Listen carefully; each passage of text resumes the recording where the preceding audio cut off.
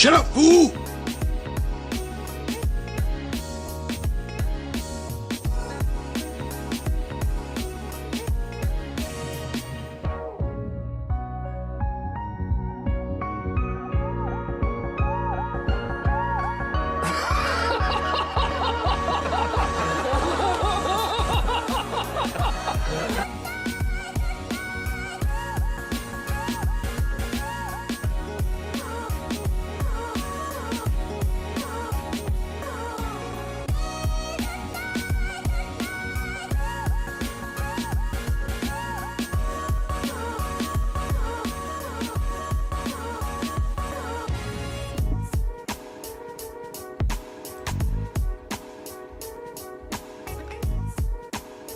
Let's put the live stream chat in here. Keep you guys honest.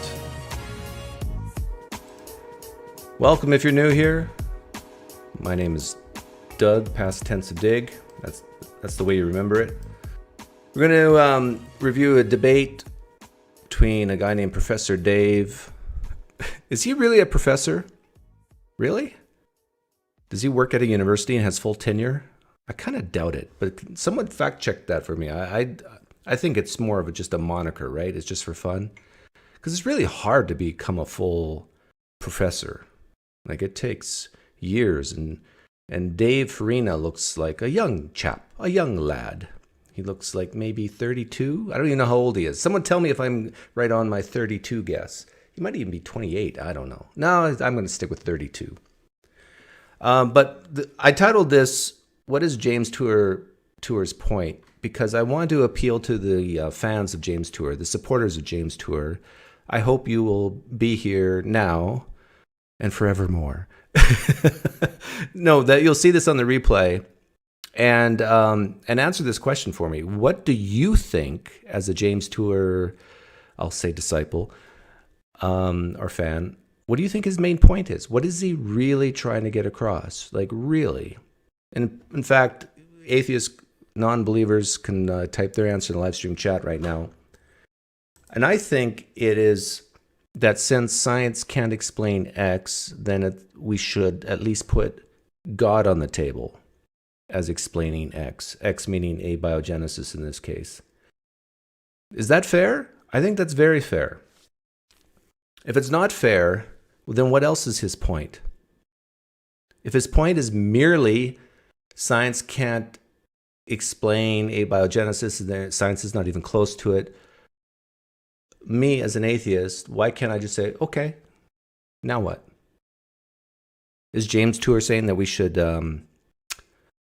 increase more funding in abiogenesis because we can't explain it? Is he on board with that? I don't know. I've only watched 20% of this debate, so I don't know the answers to these questions. And I don't think we're going to watch the whole thing, but last night during poker, some of my poker buddies said some things to me, some parts I should definitely play. And that's the Q&A at the end. Professor Dave's opening statement was pretty good, they said. But I do want to be fair to James Tour and play some of what he said. They also mentioned to me last night that the word liar or lie came up a little too often for their liking. And I can resonate with that. I think if you're calling someone a liar when ignorance will do, then why not just call them ignorant? A lot of people think that's a horrible name to call someone as well, but it's not as bad as liar. There's many things that most people are ignorant about most things, right? And I don't know if Dave does this, but if he's claiming that James Tour is not an expert or is ignorant on certain things, and then on the same hand calling him a liar, to me that's a tension. To me that's even maybe a contradiction. How can you call someone ignorant and a liar about what he's ignorant about? He just doesn't know. He can truly believe something, say something, but if he only knew the truth, he wouldn't say those things, right? We see this so often in politics. We're so quick to call people liars when actually they truly, sincerely believe what they believe. So anyhow, let me read the live stream chat here. His argument was pure incredulity. Yeah, I get that sense too. Dave Tour thinks it's intentionally misleading. Dave thinks Tour is intentionally misleading his minions. See, this is, okay, that's a good point, Uber. If he's intentionally misleading his minions, then yeah, that's a form of lying. But I think I would love to be like a counselor, a moderator between these two. Because imagine you have a scale between 0 and 100, 100 being science has 99% explained abiogenesis, 99% of scientists from different fields are on board with abiogenesis, that it can be explained, how life came from non-life. Let's say that represents 100. And 0 represents absolutely zero. We have made zero progress on it. I think even James Tour himself would admit, maybe we're at 1 or 2%. There's, yes, some things we kind of understand, right, James Tour? 1, 2, maybe 5%. Whereas Professor Dave might say, I don't know what he would say, maybe 70%, 80%. We got many options. We don't know which option happened, something like that. So really, they don't disagree on the fact that we can't explain everything. I think Dave would admit that. They disagree in degree. Now, it's a vast degree, 2%, let's say, or 5% to 70%. So when you look at it that way, it becomes, and I think most of life is this way, that people don't actually fundamentally disagree on a certain thing. They often just disagree on that degree. I could bring up politics, but I won't because that scares a lot of the children here. Okay, let's get started. So once again, let's welcome the two debaters.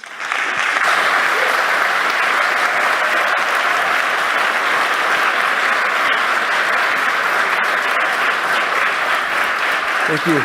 Before we get... there's evidence that Tour quote mining and ignoring evidence to reasonably call him a liar, in my opinion. Well, I made a video, in case you guys didn't see it. I made a video just a couple hours ago, on this whole issue of the origins of life is a scam. And so, yeah, I think there's a case where James Tour could have said that this other PhD was being tongue-in-cheek, and he didn't mention that. And so I made a video where it showed that. And maybe I'll play that video here later, if you haven't seen it. Started, I want to do something. I've got a gift for Mr. Farina. Now, I was thinking, what could I get such an amazing person? And I've got you something that I am sure you do not have. This is something called laser-induced graphene. It was a process we developed in 2013, where a laser can hit any surface that's made out of carbon, and in this case, it's paper. And the laser... Now, some might say this is a debate tactic, but I'm not going to go there. I'm going to say this is a genuine, sincere gift, but it's still smart to do. Because what James Tour, I think, is doing here is saying, hey, look, this debate may get spirited. It might get a little nasty. But between one human and another, it's all good. Here's a gift from me to you. I like it. Laser can write a pattern. So what you're going to look at is paper that has been converted into carbon. The carbohydrates have been converted into graphene through the laser action. And so here's what we've got for you. Oh, that's very lovely. Very lovely, he said. It's a nice gesture. Thank you. Is this on?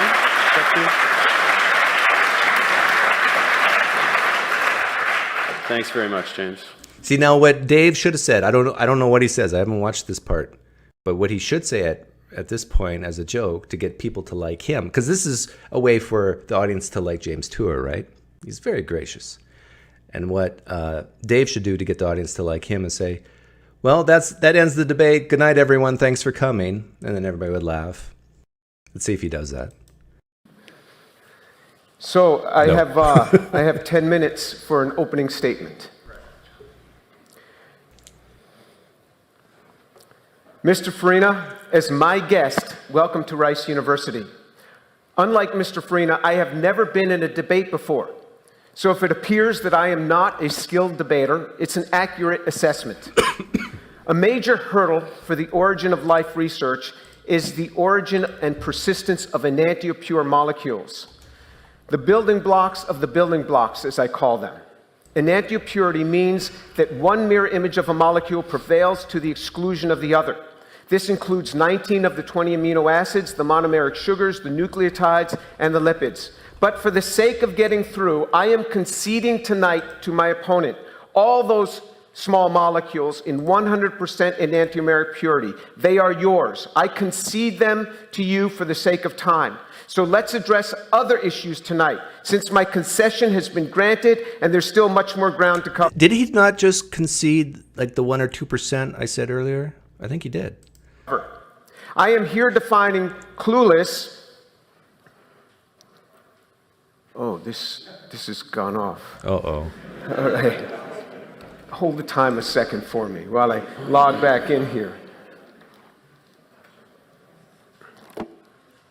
I haven't watched enough to say if I understand their chemistry talk. I know how to read chemical molecules on the board, on the whiteboard. And the thing is, I bet you most people can't. They don't know what's going on there. So the first thought with just seeing it when I was skimming through was saying, you're doing this to increase the confidence of the people in the audience so they're more likely to listen to what you have to say. This is unfortunate. I can't imagine being in a debate and this happening to me, especially if it's your first debate. That's why when I did my first debate with Trent Horn, I basically had no notes, because then these problems can't happen. You can't have tech problems if you don't have slides. Did I have slides? I don't think I did. I don't remember. Maybe I had 1 or 2. No, I don't think I did. And even you notice that James Tour read out on behalf of Rice University, thank you, or whatever. Like, if you've written that down to say to your opponent, like, that shows a little bit of nerves. You shouldn't have to put in your notes. Okay, they had to have me use this one because of the way the feeds are working. So when this... And why are they making Dave stand during this? Logs back in. Okay, but I'll continue now, in any case. I'm here defining clueless in the context of my typical usage. Let me open up this document. See, now if I was being really cynical, I could say this was planned because this engenders more sympathy from the audience, the tech problems. But I'm not saying that. Some could say that who are cynical, but I'm not saying that.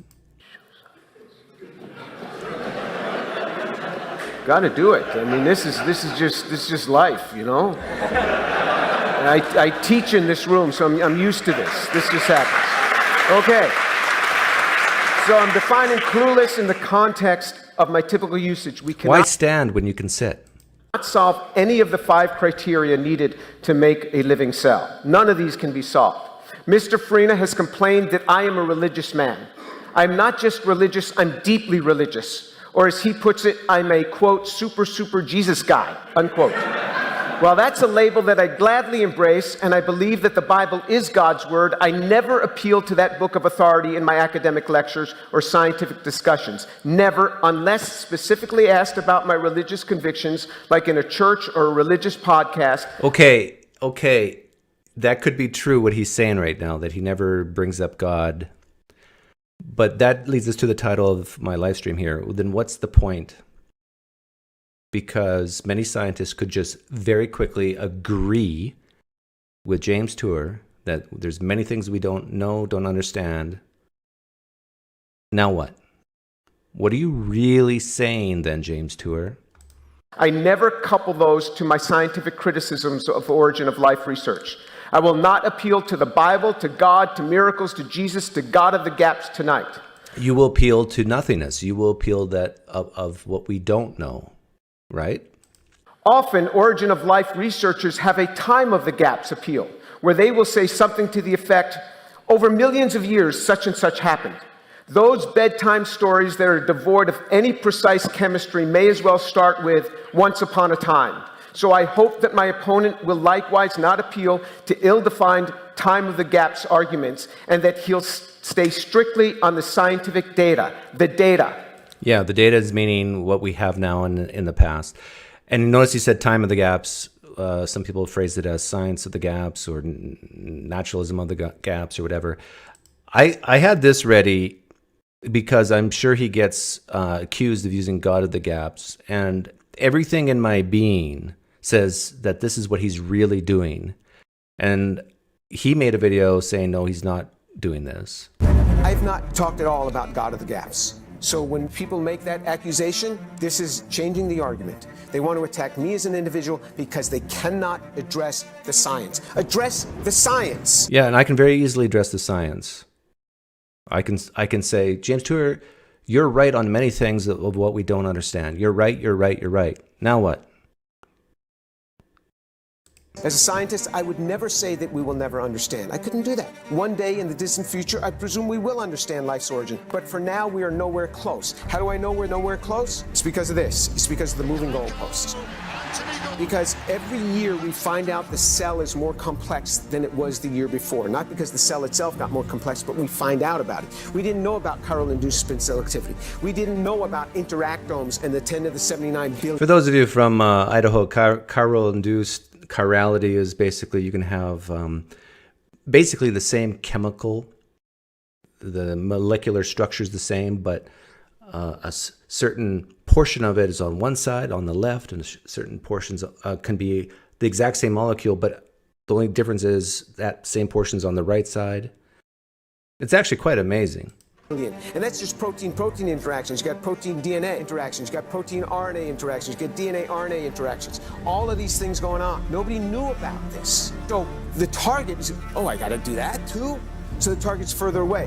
That's how I know we're nowhere close. Yeah, but what's your point of letting people know that you're nowhere close? Why do you want scientists to declare that to the public so badly? I think it's because you want people to believe that there is maybe another explanation. That, oh, yeah. This is from, well, you know where it's from. Scientists have determined that the universe was created by God. Big Bang. This is what I think he's really getting at. He wants more people in the world to say, God did it. Am I wrong, James Tour? At least have people be more open to have that idea of intelligent design. And I don't know if he was asked this directly in the Q&A, and I'm hoping he was, because I would love for him to answer that. Because I've been accused of having these deceptive motives. But for years, I've been telling Christians, Jews, Muslims that I think a lot of your beliefs are silly. I think a lot of your beliefs are flat out wrong. Some parts of your religion are good and can help society. I've admitted that. But there's nothing hidden under the table here. I think you ought to doubt your core beliefs, Christians, Muslims, and Jews. You know where I'm coming from. Where are you coming from, James? What are you really, really trying to do? And I would love to know if was asked, would you support origin of life research? Would you support government funding of it? And I think someone mentioned to me that might be in the Q&A. 59% of you have not watched most of the debate. Okay. As for me, I will stick to the data. The topic tonight is not about me. It's whether there is a valid hypothesis to make a living cell on a mindless early Earth. In discussing scientific data, it's not a matter of deception or lies. It is a matter of data interpretation. That happens all the time in science. It's hard to interpret the scientific literature data. And as I do with my graduate students, we learn from each other. They from me and I from them. I plan to address Mr. Farina as I would a graduate student seeking to learn from him tonight. The textbook definition... Yeah, seeking to learn from him tonight. But if you're viewing your debate partner as a student, you're automatically said, I'm here, you're there, right? For the characteristics of life is responsiveness to the... Yes, Franklin, it is possible that he wants atheists to doubt their core belief, but I want him, and I think many atheists want him, just to come out and say it. If he were to say that outright, he would have more of my respect. I have some respect for him because he, from what I understand, was an accomplished synthetic chemist in his field, so great. But he would have more of my respect as a person if he would just say, hey, my goal here today is to show you that we're not even close to figuring this out, and maybe you should put God back on the table or on the table as a possible explanation. That's all I'm trying to do here, friends and folks. I would say, good for you. Good for you for that openness and honesty. But when you purposely leave God out of it, when maybe that this is your main goal, seems kind of shady to me. Like if I can say my goal is to lead Christians to hell, why can't he say that?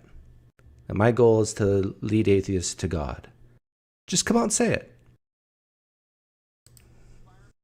Growth and change, ability to reproduce, having metabolism and breathe, maintaining homeostasis, and being made of cells and passing traits onto offspring. A valid hypothesis is one in which there is experimental evidence substantiating the proposed science. Okay, my guess is he's going to spend the rest of his opening talking about what we don't know. So let's get to Dave's opening. I think it's around here. Your opening statement, please. Starting now. Hi, everyone. Thanks to Rice University for having us here tonight. We are here because of James Tour. James is a chemist and also an apologist who lies about origin of life research on the internet. It's quite the double life. In order to understand why he does... Is that a good strategy, Professor Dave? Just to come out of the gate with the L word? ...this, we turn to his faith. James has admitted publicly that he is a creationist. He believes that God created life due to religious scripture, which to him takes priority over scientific evidence. From his website, faith and belief go beyond scientific evidence for this scientist. Anyone who thinks this is not relevant to the discussion is delusional, as James... I agree. This is very relevant. James is openly admitting that there's no science that could ever be done that will convince him that life was not directly created by God. He is ideologically bound to denying abiogenesis. He sometimes pretends to... I don't agree with that, Dave, because there might come a point, and he might even already believe this, that James Tour would say, okay, we now have the science for abiogenesis, we understand it, but God was behind it. He could say that. To leave room for it, as he did just now, to seem open-minded, but he isn't. He's totally dogmatic. Therefore, his opinions on origin of life research are irrelevant, as he is approaching the field not as a scientist, but as a preacher. Of course, James pretends his rhetoric is scientific. He will bring up his H-index and list of publications. Less important is the fact that he has publicly admitted that his students do all the work and he slaps his name on the papers. More important is the fact that none of his research has anything to do with origin of life whatsoever and does not qualify him in this topic. Yeah, he does admit that. I've heard him say that. Which is not strictly synthetic organic chemistry as he claims, but also astronomy, geology, physics, and lots of other areas James is clueless about. Yeah, okay, see, but Dave, if you're saying James Tour is clueless about the origins of life and all the disciplines it takes, how can you call him a liar at the same time? He's just clueless. He's like a child in this scientific field. So when he says things... I guess you might call some children liars, but they don't know what they're talking about. When it comes to this topic, James is a YouTuber. His embarrassing commentary takes place exclusively on YouTube or in-person events for science-illiterate Christians who share his biases and delusions. James knows that science is done through the primary scientific literature, and he knows that his inability to publish anything on this topic makes him completely irrelevant. That's why he regularly lies and pretends that he is published in this area, and his papers are ignored because of conspiracy. These papers are actually blog posts in Inference Review, launched by... Is that true? I don't know if that's true or not, that his papers have been ignored. Discovery Institute propagandist David Berlinski, which is not peer-reviewed and exists for the sole purpose of making pseudoscience appear more legitimate. Jim's clueless ramblings do not even remotely resemble primary scientific literature, but he lists them among his actual science on his website anyway. Of course, when facing this topic, James somehow forgets what primary literature is supposed to look like. That's how he initially got into hot water, slandering Nobel laureate Jack Szostak. James was complaining about the prestigious journal Nature and what Szostak allegedly published in it, and how it doesn't meet the typical standards of the journal. He called Jack a liar multiple times, to the delight of his clueless, cackling audience. In actuality, it wasn't primary literature. So James Tour calls other scientists liars. Dave calls James Tour a liar. Here's a liar, there's a liar, everybody's a liar, liar. Literature at all, but a web article meant for lay people, and there were no lies or inaccuracies, as James continues to claim to this day. His profoundly unprofessional and defamatory behavior has only gotten worse, as he now regularly attacks prominent researchers in this field or blatantly misquotes and misrepresents them. Attacks. And that's why we're here, to highlight Jim's fraudulence. There is nothing to debate. The question as to whether we are clueless about the origin of life is idiotic. We aren't. Apologists like James train viewers to regurgitate the ridiculous lie that there's been no progress since the Miller-Urey experiment of the 1950s. In reality, we have multiple viable prebiotic synthetic pathways to all the relevant biomolecules and their polymers. This is that 70% versus 5% that I was talking about in the opening. This is where the real disagreement is. Just how much progress. In Tour's mind, it's close to zero. In Professor Dave's mind, and I think other people's minds, it's I don't know what number you would put on it, but it's probably over 50%. And systems chemistry is showing us how sets of these molecules can have evolved over millions of years to produce the first protocell, which we will discuss later. James knows essentially nothing about any of it, but pretends to for his viewers who take him on blind faith, something they are quite comfortable doing. So we will get to James fumbling the science in a moment, but first it is important to establish that James is a brazen liar and charlatan in ways that everyone can understand without knowing anything about science. For example, part of Jim's script is to complain about the primordial soup model. He describes this as lightning striking some water and molecules form a slithering creature that crawls out. This is the dumbest straw man in history. Yet, Is straw manning the same as lying? he insists that all these textbooks say precisely this, and it is taught to undergraduates as well as graduate students. In actuality, the textbooks look like this. They contain summaries of much of the research we will discuss momentarily. Syntheses of biomolecules, ribozymes, autocatalysis, and other complex concepts. So he's just lying. He's trying to make science he doesn't like seem infantile and stupid. Another way he downplays the validity of the field is to pretend that almost no one is working in it. He claims it's a boutique field with no more than a dozen teams examining the problem. That's a lie. There are thousands of scientists working on this all over the world. Yeah, again, like, what if his definition of what counts as a scientist in this field is different than what... I mean, this is so nebulous. This is so gray.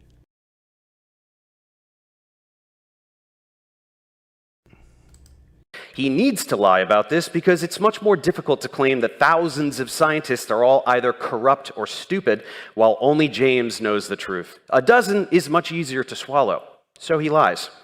He also pretends to be well-read in the subject. He isn't. He has admitted that he's read less than 5% of the literature on the topic, although in reality, over 3 million papers have been published since 2016, so he's read maybe 0.001% of the literature.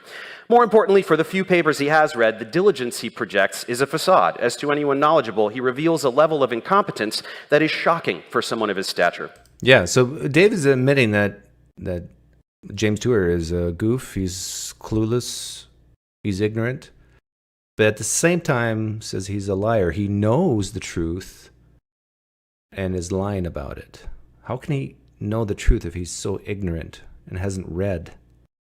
See, this is a problem, Dave. You're kind of contradicting yourself. Am I wrong? Like, I'm not trying to pick sides here. I'm just trying to objectively listen to what Dave's saying here. Take, for example, this study by Stephen Benner, a researcher James regularly slanders. Here, Benner was showing nucleotide polymerization over basaltic glass to form RNA. James notes that Benner washes the glass thoroughly with hydrogen peroxide and ultra-pure water, and then throws his hands in the air about how this makes the study not prebiotically relevant, because he is washing away trace magnesium that would impede nucleotide polymerization on the early Earth. In his profound ignorance, James neglects to realize that basaltic rock is specifically rich in magnesium. Yeah, profound ignorance, and yet a liar. Okay, let's go. Oh no, I want to go to the clip I made where they start yelling at each other. I found this funny. In his Bruce Lipshitz's research was not prebiotically relevant. I never said it was. I was just having a chemist explain how you're wrong, because it's useful. No, but I'm saying the activation part was there. The activation part. You have another what specific does that have to question. do with sulfur trioxide? Bring up another. Are you saying sulfur trioxide is not prebiotically relevant? I only remembered this one. Do you have another question for me? Huh? Do you have another question for me? The question. Come on, bring it on. There's no question. I explained a bunch of research about peptides and RNA that you're pretending isn't real. Right? You're just shifting the goalposts about lysine, and I'm showing you another paper. Mr. Farina! Here! What do you want me? Go! You don't do it! You just talk. Why Show would me I the chemistry. Why would I try to draw I told you I would structures? speak to you as I would speak to any James, graduate student. And I would tell them to come to the board if I and wrote write. this, Come to the board and write. if I wrote Show me the this chemistry. scheme on the board, would you suddenly accept it? Why are you so obsessed with me using Because chalk? you can't show a chemistry that's going to give you the 3-5 to the exclusion of the 2-5. You're You mentioned jumping around like Marilynite, crazy. and I showed you 37%. This is called the Gish Gallop, everybody. This is called the Gish Gallop. Oh, peptides? You got peptides? Okay, you don't get the lysine residue. Oh, you got the lysine residue? Well, you can't get the... You know what's funny is, imagine Dave was actually Jesus Christ, and Tour yelling at Jesus Christ. Show me the chemistry. Here's the chalk. Write it out for me. I wonder if Jesus Christ could even do it? The God of the universe? Like, in James Tour's mind, can it be written out in chalk? Or would he just say it was, I don't want to use the word magic, but that God just poof did it? The mechanism, don't need a mechanism. Just God did it. I actually think this is what James Tour perceives. I could be wrong, but I think he just thinks it's so complex, so complicated, that there is no mechanism. It's just God just did it.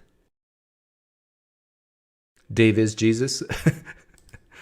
2' linkages. Oh, they got the 2' linkages? They can't get this. This is his tactic. I'm showing a mountain of research that invalidates all of his objections, and he's just denying it. I don't care what any of you guys are saying. None of you have any capacity to read this literature, and you're just blindly believing James. You have no idea what he's talking about. Let's close this session. The audience is getting into it. I have a couple of comments. One is we'll have the opportunity for I wonder if they had security here. the audience to ask questions at the end. So we'd appreciate it if the audience would not ask questions at this point. Yeah, that'd be good. Number one. Number two, I want to make sure everybody in the audience Red Olympus says, why don't you pretend James Tour is an atheist and analyze the video that way? I think I'm being pretty fair, Red Olympus. What have I said that's not fair? I came down on Dave quite hard during his opening, I thought. And I also agreed with things that Dave said. understands the term exergonic and endergonic. So that has to do with the free energy change, the standard free energy change in a chemical reaction. If the standard free energy change in a chemical reaction is negative.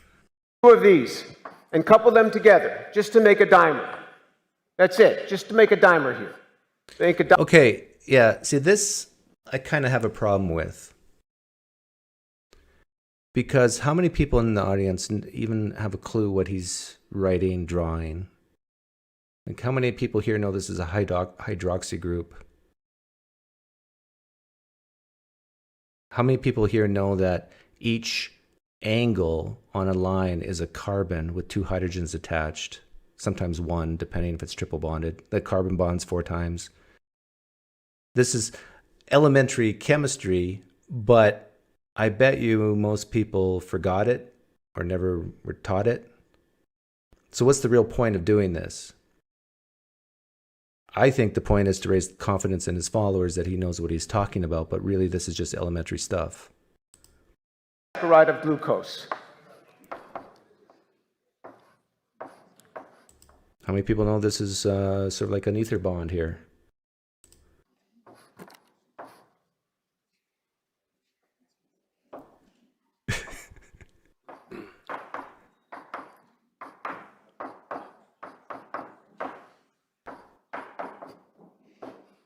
Like, he's...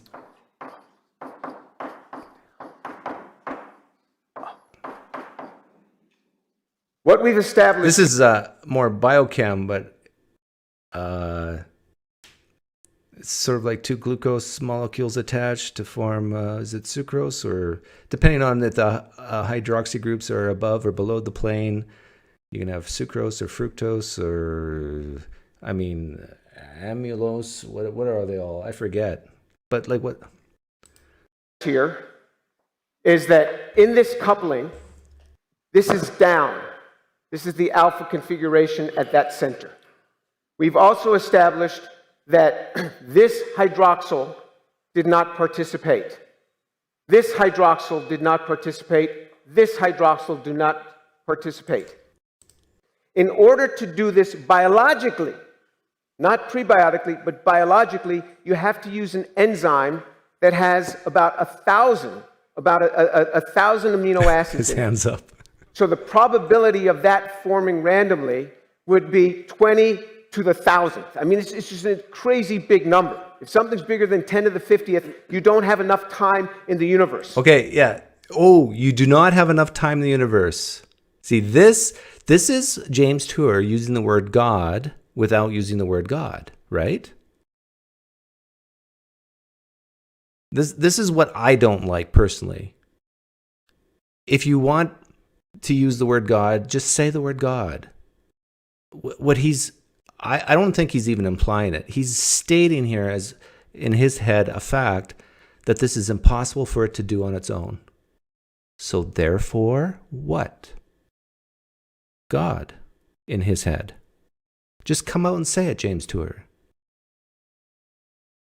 But I think he thinks that if he says the word God, he'll lose credibility, at least maybe in the scientific field.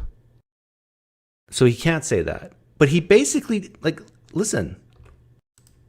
Randomly would be 20 to the 1,000th. I mean, it's just a crazy big number. If something's bigger than 10 to the 50th, you don't have enough time in the universe. Don't have enough time in the universe. He's saying it's impossible on its own. So it needs a miracle. It needs magic. And even God can't do it if it's impossible, given the constraints of time. It has to be some type of outside of time miracle. Here you wouldn't have enough time in a billion universes. Is there any chemistry that you can show me that's prebiotically relevant that would do this coupling? And you will say, oh, I argue that only enzymes can do this. You don't have any enzymes because you couldn't make them here. You couldn't make them there. No enzymes. Good point, Pops BGD. Just because it's 20 to the 1,000th power doesn't mean you need to do it that many times. It could happen the first time, right? So in that sense, you can, me as a naturalist could say, yeah, life from non-life is indeed a miracle in the sense that the odds were incredibly against, but it still happened. Good point. You're lost. We already established you don't have enzymes. There's no enzymes yet on the prebiotic earth. You couldn't make them. You're clueless on that. Okay, time is up.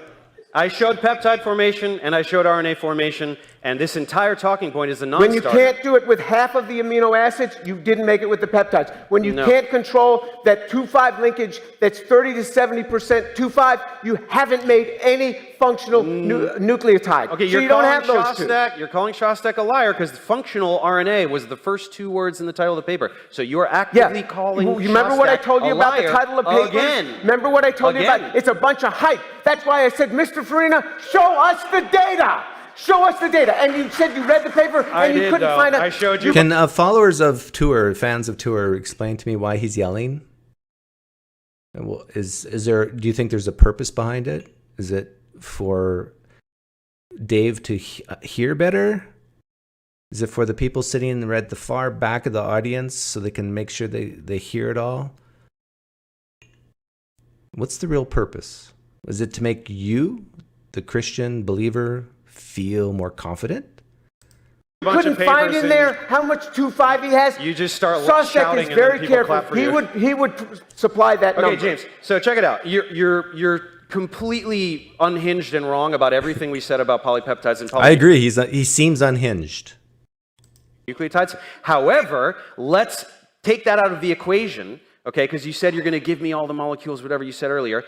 Will you concede that this is a perfectly viable explanation for biologically relevant polysaccharides? You only came out with that in your second series. In your first video on me, you said these just keep hooking on the end. Only when I nailed you on it did you come out in your second one and say, I meant it had enzymes. Okay, with enzymes you can get it, but you don't yet have enzymes. You're talking about peptides. You don't You're have just enzymes. lying about what I said. That's why I put polysaccharide number 3 to show that you couldn't make enzymes. So you're wrong, and we do have enzymes. But if you'll grant me the enzymes anyway in this magical world that you've invented, where will you concede that this is a perfectly viable explanation for biologically relevant polysaccharides? Enzymes did it, just like they do today. Can you wrap your head around that, James? Ooh. Give me a minute to wrap my head around it. Give you a minute to know what enzymes are and what they do? Just give me If enzymes exist, can we get biologically relevant polysaccharides? Yes or no? Here is the enzyme the answer is that yes. do this. This is the enzyme that does this. It is 98... Notice James Tour did not answer that question. That's a great hypothetical question Dave proposed. If we had the enzyme, do you think we could get this relevant molecule to exist? Yes or no? kilodaltons. It's 20 to the 842. That's 10 to the 1094 possible scenarios. If you have anything more is that the enzyme that does this 10 today, to the 50th, or is that the enzyme you don't that have did this enough 4 billion time years in our ago? universe. In 14 billion years. Wow, big numbers, guys. Yeah, big numbers. So this is the type of enzyme that you would have to have. So this is an enzyme that exists today. This is actually more fun than I thought it would be. Yes. And is the product of 4 billion years, or however many billion years of evolution, not sure when this exactly came about. Is it possible that another enzyme that doesn't have this exact sequence could perform this chemistry? Yeah? Well, let's take a look at that. I mean, or you could just answer the question. Let me tell you something. Let's take a look at that. This is a little molecule, right? This is a little 6-carbon molecule. Sure. You know how what it took to make this? It takes... Actually, what did he just say? This is a little 6-carbon molecule. Sure. You know how what it took to make this? It takes 11 enzymes, 4 of them unique, and 4 activators, and these 15 steps today to make it. You're telling me on an early Earth there was some enzyme that magically put this molecule... James Tour used the word magically. I like it.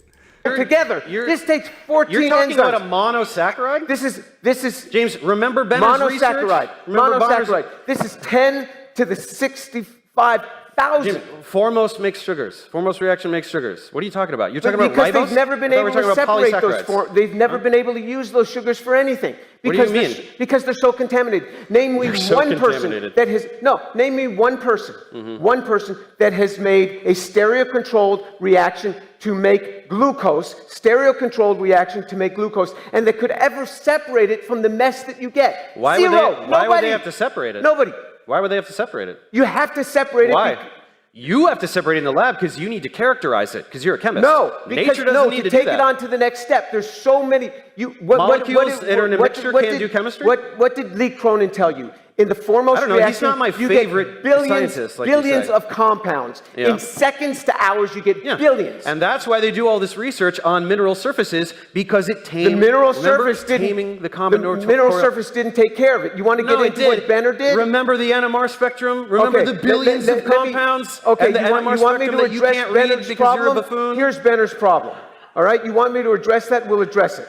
All right, Foremost gives you here- sugars. I'm sorry, James. I don't know what to tell you here. You're just in denial of reality, and it's unfortunate that you cannot read a 13th NMR spectrum. Here's Benner's reaction to make his 4 comments. Sure. Here's his reaction, okay? So here he goes through this. What did he do? Here's the experimental procedure. What he did is he silated it. He silated it with this NO-bis trimethylsilyl trifluoroacidamide. He silated it, he ran, and then he filtered it twice. It was filtered twice before it ever got on the GC to filter out many of the things. Because he's doing characterization, James. No. He has to no, verify he's trying to, what he's he telling got. us he made 4 compounds. Here's the 4 compounds he says he made, okay? So James Tour's main point here, let me steelman him, is that what scientists have done in the lab is nowhere like what nature did in nature.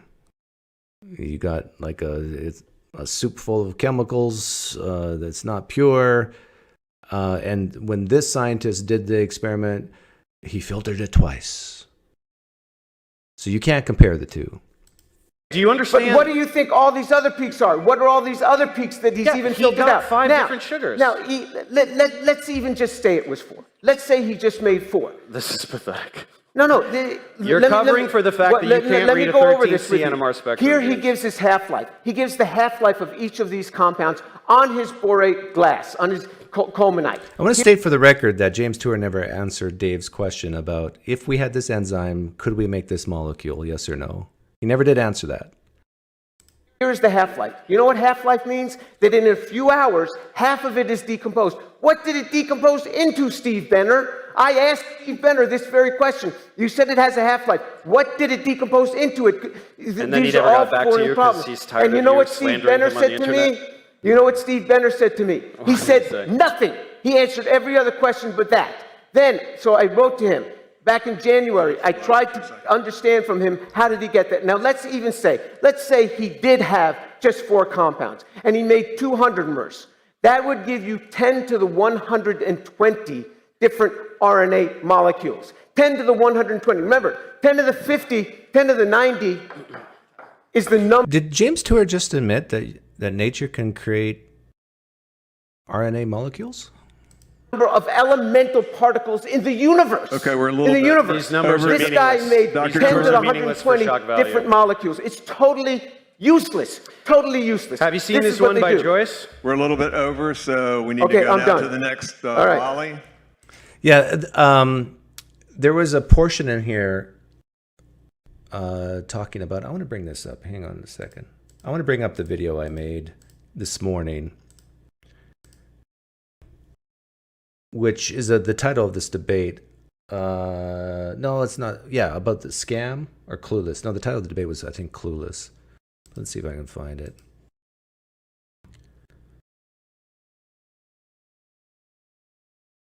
Yeah, the origin of life research is a scam. I'm not going to play it in the main video, but I'll play it here. There was a section, many sections, where James Tour goes, mentions Lee Cronin's name, and saying that Lee Cronin, a biogenesis scientist, admits that this whole field is a scam. So let me bring it up here.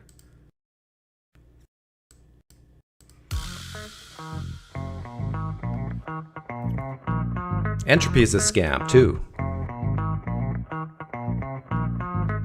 Origin of life research is a scam. Bank holidays are a scam.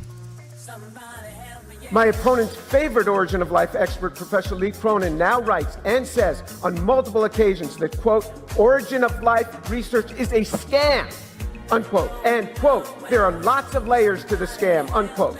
It was tongue-in-cheek, but yeah, I think, and I meant it Yeah. as tongue-in-cheek. A scam means a dishonest scheme or a fraud. It's beautiful. It's as if Professor Lee Cronin has been scientifically born again. There are many, many good chemists out there doing origin of life research. By the way, if you're going to say that James Tour's a liar, I think this is the best example of lying in terms of misrepresentation. Well, I want to nudge them. I think that chemistry and chemists doing origin of life could be nudged into doing something even more profound. This is where he's explaining what he means by origin of life research is a scam. It is a scam.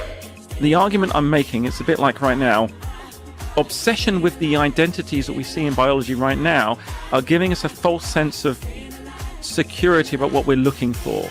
And I think that origin of life chemistry is in danger of not making the progress that it deserves. I say they're clueless. He says scam.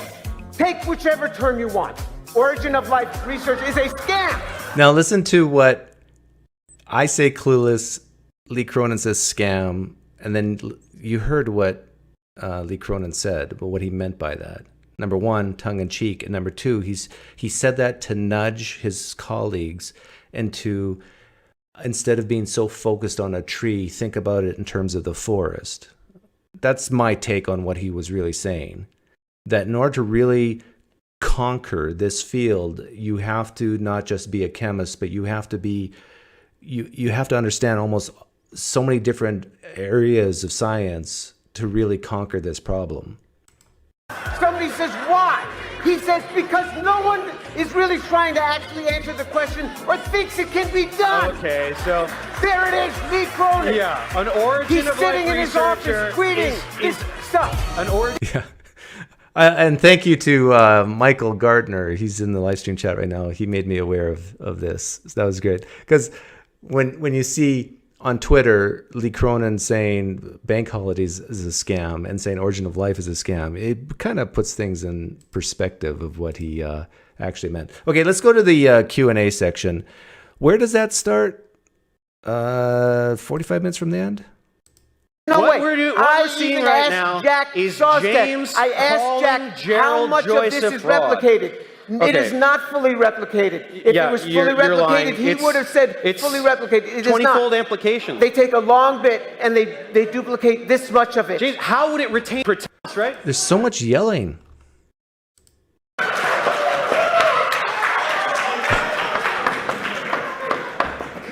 James, He almost ran out of room on the chalkboard.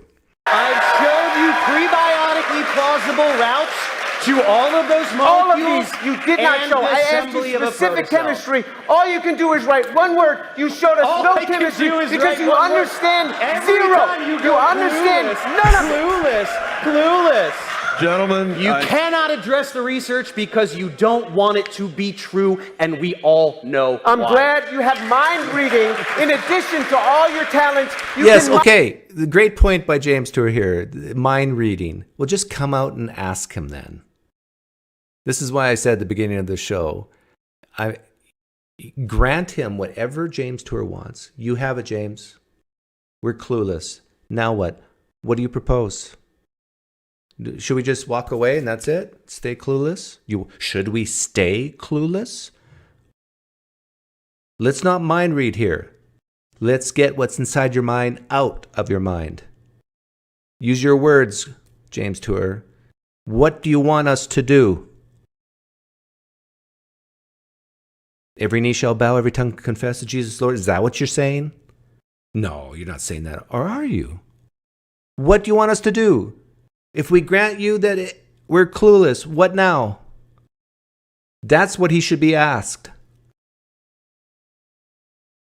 And then I think we'll get the real story. mind read now. I guess Gerald Joyce is a fraud, huh? Gentlemen, He didn't do it. Gentlemen, this part of the debate has come to an end. Hang on. I just got a text from... I just got a text from Jesus. He says, I had nothing to do with abiogenesis. It happened naturally. I'm still Lord, creator of the universe, but I had nothing to do with that. Well, there you go.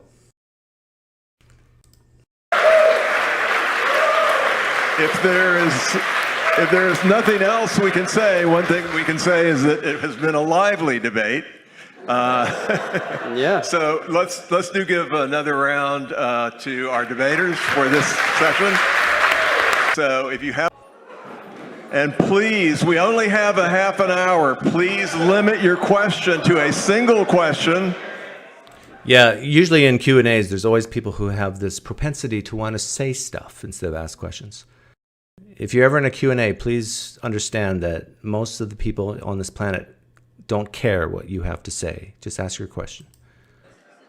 Moreover, that single question should take no longer than 30 seconds. We want to get as many questions in as possible to answer the question. If it's addressed to both of them, it'll be 2 minutes total. And then we're going to go back and forth. Mr. Farina, you showed the formation of polypeptides. For the record, did the literature that you cited include examples of using unprotected amino acids that are functional with amino or carboxylic groups? Yeah, I showed you the one by Powner.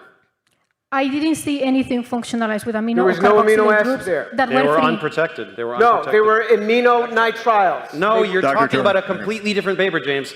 You're talking about a different synthetic pathway to get peptides, where he didn't go through amino acid condensation. I'm talking about a completely different paper where he did indeed get coupling and there was no interference from side chains, even lysine. I didn't see you show that one. We The talked ones about that it you multiple showed them- times. You showed the ones without, you mentioned hydroxyl groups. You didn't show something. It's a very complicated question, and 99% of people don't understand it. But I like the question because it's very falsifiable. Was this done or not? Is there a scientific paper on this or not? It's very simple to figure out the answer to this. It's a question that's not based on opinions. It's very factual. Protected with amino or carboxylate groups. So I just wanted for the record to confirm on that. No, I did. That one. Specifically to amino or carboxylate. You did mention about hydroxyl, thank you for that. But for the amino and carboxylate groups, which are very reactive and very important because they are in a Sorry, lot guys, of I got a lot of slides amino here. acids. Can we make sure that these papers are Here you go. posted on this Sorry. YouTube They're all on video? his- The they're all most on his selective channel. peptide ligation that on this tolerates video. all proteinogenic side chains. Yeah. All. Now my All answer to proteinogenic that side chains. is, thank you, what she said. Right. You notice the question was answered. Did you present a paper where the side groups, the functional groups didn't interact with each other? Yes, here it is. And he read it from it. Done. Next Thank question. you for reminding us about the paper I showed that does answer the question. Next question. Okay. Yeah. Dr. Tour, firstly, can I write my question on the blackboard? You have 30 seconds. Oh, I for thought it your was serious question at first. According to the moderator. So if it seems like you keep on saying that we don't know X, we don't know X, so what is your current scientific hypothesis as to the origin of life? And if it's not God, how is that, or if it is God, how is that not a God of gaps? Scientifically, I have no idea. To say you have no idea doesn't mean that you're saying God of the gaps. Imagine a man. So what James Tour is saying is he's clueless. Just like everybody else, I guess. In the year 1700, you ask him, are we going to have space flight? How on earth could he even know that? There was no flight at all, let alone space flight. Are we going to be able to land a man on the moon? He can't say. I am like a man standing in 1700 and you're saying, can we put people on the moon and bring them back? I have no idea. That is not God of the gaps to say you don't know. Everybody wants to say God of the gaps because they want to say that they're very close. And this is why these guys say that they're going to get it in 2 years, in 3 years, in 5 years. And it keeps not happening. And these guys are getting old and they're retiring. Benner keeps talking. Okay. James Tour is right here. To say I don't know is not God of the gaps. I agree with him. But on a real human level, James Tour, why are you so passionate about this? Why are you yelling? Why do you want scientists to admit this so badly? like, this is why I think a lot of people are skeptical about you. Is because on the one hand, you're very careful not to mention God as an explanation. But on the other hand, you say stuff like, there isn't enough universes to make this possible. So what else is there then? You're basically appealing to a God. Just come out and admit it. About his retirement, they're all going to die of old age before this thing is found. Their students are going to die of old age before we find this, because we're very far away. Because each year the cellular target gets further away because we learn more about the complexity of even the simplest of cells. Next I question. don't know. You would know. Oh, that was good. Someone yelled in the audience, but what is your hypothesis? And he says, I don't know. That's a sign of a bad scientist. You can say, I don't know what happened, but you can still hypothesize. In fact, a better way to put it is, what's your guess? Guess. If it's impossible for us to figure this out, what's your guess on how it happened? You have no guesses? The sign of a good scientist is to come up with these guesses of what might be happening and then run the experiments to exclude these guesses. Well, it can't be that guess because I ran the experiment and there's no way it didn't work. So let's try this guess. A lot of science is trial and error. It's eliminating these guesses.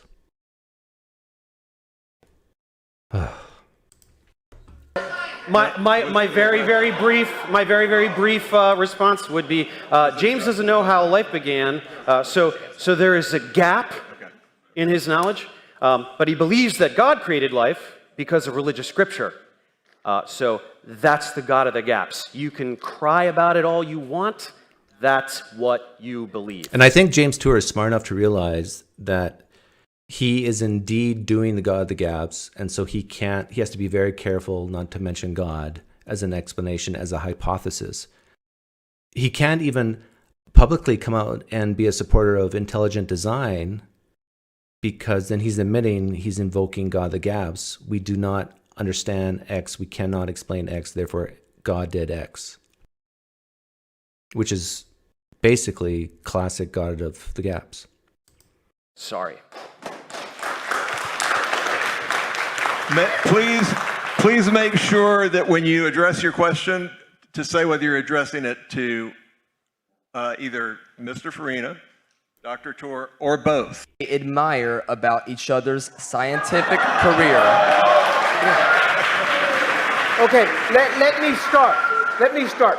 This man has said multiple times that I have called him stupid. I have never called him stupid because I don't think he's stupid. I have said he's clueless on this topic. I have said he cannot read the scientific literature. That doesn't mean stupid.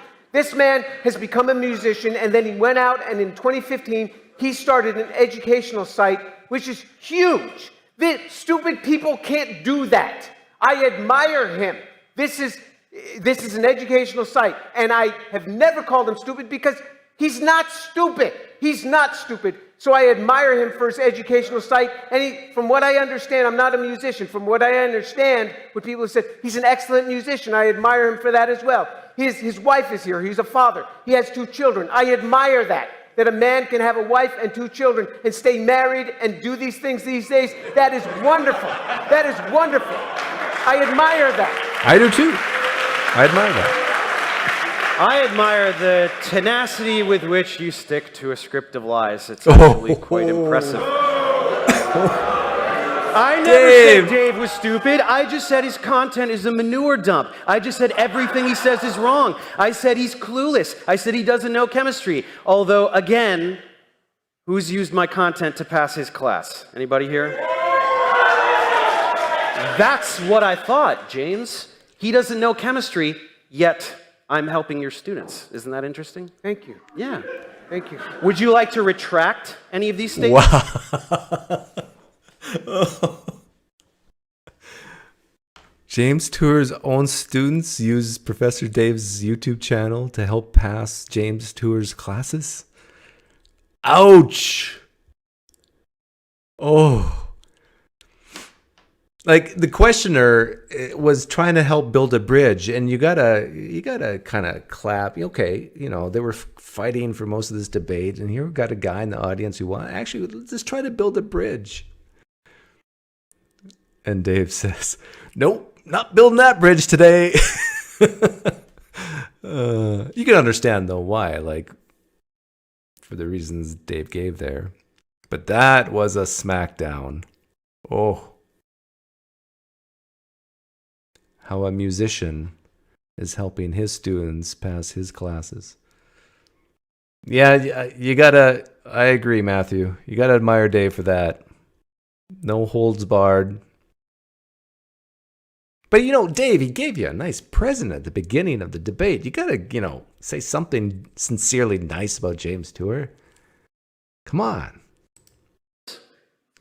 Or perhaps all of them? On Origin of Life? No. Does Farina know chemistry? No. I don't know chemistry. You have a script. Know chemistry. Anybody can read a script. You saw it tonight. I would say I haven't watched a lot of Professor Dave's stuff. I have a master's in analytical chemistry. Now, it's analytical, not biochemical or organic. But still, I would say, as of today, Dave Farina knows 1,000 times more chemistry than I do. And he's a musician, and I have a master's in analytical chemistry. Because he's kept up with it. He's read it. He teaches it. When you teach something, you really get to know it. Because you got to be able to take complex stuff and make it simple for people to understand. Maybe we should have a high school or first year chemistry exam given to James Tour and given to Dave Farina and see who gets the higher grade. Oh, that would be fun. And I'll make the test. I'll go back into the books and the literature and stuff. I'll first year level, 100 questions. We'll see who does better. I wonder if Dave and James Tour would be open to that. Could not speak without a script. He has people write it. You could do it. You could do it. When you could do it if they put a piece of paper in front of you. You write and you speak. Okay. Efficiency. Next Efficiency means I don't know he chemistry. He can't speak chemistry. Next Every question. time I ask him a question, he's going through his, let me see what I can find. James, if you the man can't, couldn't speak. If you can't, Yeah, I'd be willing to bet money that Professor Dave would beat James Tour on a first year level chemistry test. Because I get the sense that, he's retired. He's getting older in life, and Dave's more active directly in it on a day-to-day level. Dave would kill me on a chemistry test. Maybe some analytical stuff I could beat him. But yeah, the organic, biochem stuff, no, he would kick my butt. Admit that every statement on there is complete bullshit. You are admitting your fraudulence. Gentlemen, for everyone. we want to make sure I'm not withdrawing any of those. We want to make sure people have a chance to ask questions. Next question. Dr. Tour, it seems like most of your critiques rest on so far unjustified assumptions, so I would like to give you the opportunity here to justify at least one of those assumptions. The very first one, your very first question to Dave, seems like you admit that you can form peptide bonds for some of the amino acids in aqueous solutions without protecting groups. You point out specifically lysine and arginine, and I would like to ask, why are you assuming that lysine and arginine and all 20 amino acids were there from the very first, the origin of life? Could you just justify that assumption for us? Why couldn't you have life from just some of the amino acids that later on? It's been 30 seconds. Okay. So my contest on the amino acid claims was he kept saying amino acids are simple to make in water. That's what he said in his series. But then, when challenged on that, he came out later and he said, when activated. When you activate them, they go from being zwitterionic to being non-zwitterionic. This is what I was getting at. So somebody coached him on this. Tour must be right on activation. Now, to your next question. Could there have been life with half of the amino acids? We have no idea. Even if I gave you half. If you have no idea, then the answer is yes. Right? Could there have been life with half the amino acids? If your answer is, I don't know, we have no idea, then it could have. It is possible to. Question answered. Half of the amino acid. Now what? Let me tell you. Because if you have 100 amino acids, the chances of getting anything with prescribed information is say you have half of them, is 10 to the 100th. Yes, it is. Now, the chances of that folding, a 100mer, the chances of it folding are what? 10 to the 90. Someone just said he appears to be highly regarded in his field. Right, but his field is not origin of life. And he admits this. James Tour admits that he's not an expert in this field that he's debating right now. All right. Okay. So Leventhal Time. Neither is Professor Dave. paradox. So one form. But Leventhal paradox. No way. The vast majority do not fold. Time is up They for don't that fold. question. Next question on this side. So I was just wondering, what's your opinion on Tour just constantly yelling over you, not letting you speak, and just screaming the entire time? Okay, you could not say anything. Hey, look at everyone ruptured doing my that right eardrum. now to the question, right? Yeah, you guys are all Yeah, the and that's same. really all I want to say. I just want to know why. Why do you think he's doing it? Why is he just yelling over you the entire time? Ask James Tour that question. Maybe he will. I'm sure James Tour is going to answer. But that's a great question. People might think that's a low blow question, but yeah, James Tour, why are you yelling? Well, the more he yells, the less I can say, and the less I can prove him wrong, right? It's a pretty obvious tactic. Answer it, James Tour. Why are you yelling?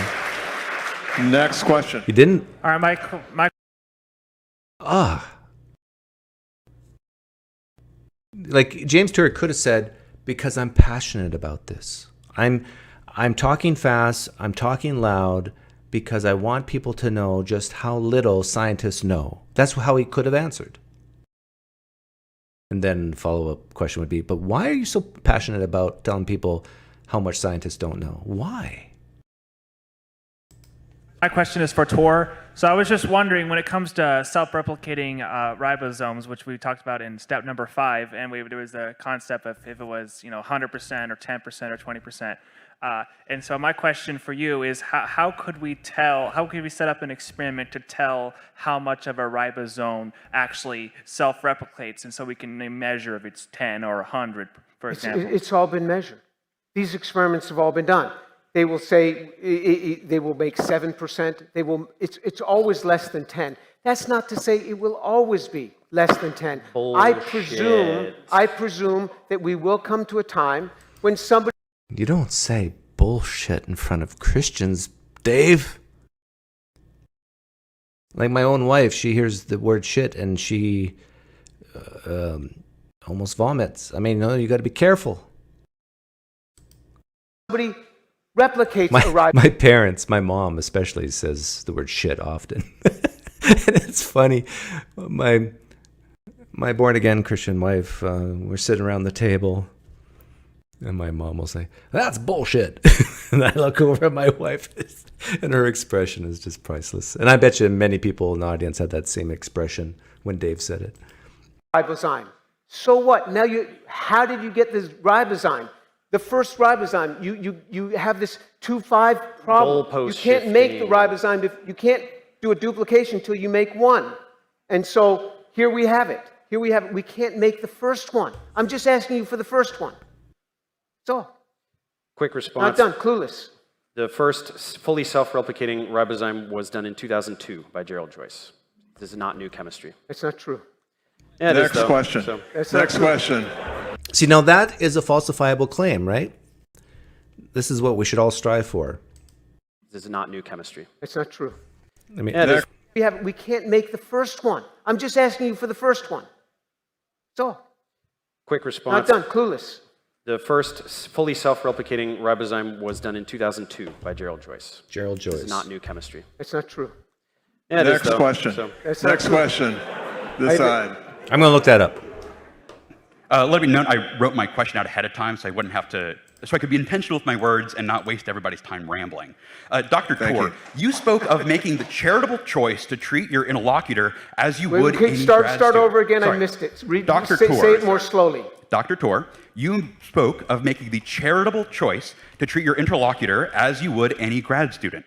Considering the nature of your disagreement and the form of it, in the broader context of the relationship between students and advisors at academic institutions, what is the nature of this graduate-student-advisor relationship?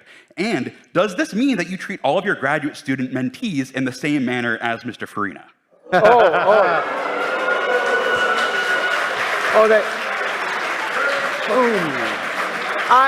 like that. Okay, I just looked it up. So it was a statement that's very falsifiable. Whether or not there is a self-replicating molecule, found the paper by Gerald F. Joyce. Seems like Professor Dave was correct and James Tour is incorrect. But James Tour could probably find ways to say, but it's not really this, or not really that, or it was only because of this, only because of that. That's my guess is how these arguments go. And advisors at academic institutions, what is the nature of this graduate-student-advisor relationship? And does this mean that you treat all of your graduate-student mentees in the same manner as Mr. Farina? Whoa.